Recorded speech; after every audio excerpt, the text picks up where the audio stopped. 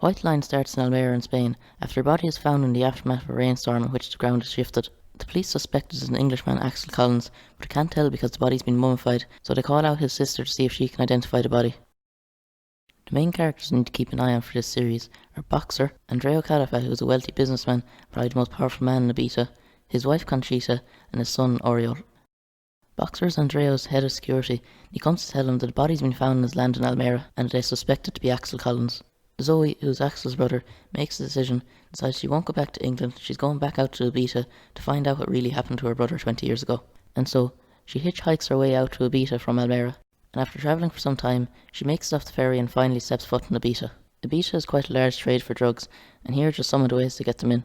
It starts with the fisherman who throws it onto the lines that he leaves in the water, and then sends coordinates to someone who's going to pick it up, and a diver comes down, he takes them off the line, swims back to the surface, and then he deposits them inside of a banana boat. From there, they're brought up onto the island, and they switch hands now, and the next person drives them inland and brings them to the dealer. Oriol is the one that takes care of the runnings of the family business. He now tells their 4 business partners there's going to be a large investigation taking place in the island, so they have to seize all trade for a while. Andrea now tasks Boxer with looking into the disappearance of Axel Collins, and he also tells them not to be discreet about it, and to make sure the people are onto them. Andrea also starts quizzing his own family.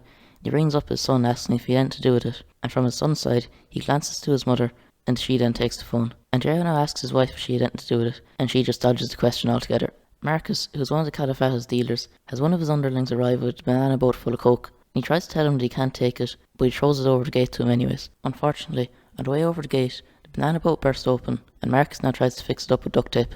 However, that's only the least of his worries, as it continues to spit out across the grass, as the duct tape comes off after it goes over a water sprayer. Thinking on the fly, he puts gold down to make it look like it's a pitch, and just as he's finished, Zoe appears at his door. Zoe is convinced that Marcus had something to do with her brother's disappearance, but he tells her that he had nothing to do with it. Zoe isn't the only one onto him though, as Boxer now arrives and asks him the exact same question. He sends Marcus into the pool to get a bottle, and then when he isn't looking, he puts a net over his head and starts demanding to know what happened to Axel. When he doesn't get anything from him, he ties a hose around his neck and then the hose onto a parasol holder. He throws it into the pool, and Marcus starts sinking to the bottom. Zoe now appears with a harpoon gun. She threatens Boxer, saying that if she doesn't let him out of the pool, she will shoot him. She starts counting down to 1, and everything goes blank. Marcus, Zoe and Boxer all end up in a hospital after they take the harpoon out of Boxer's leg, and with that, they walk out.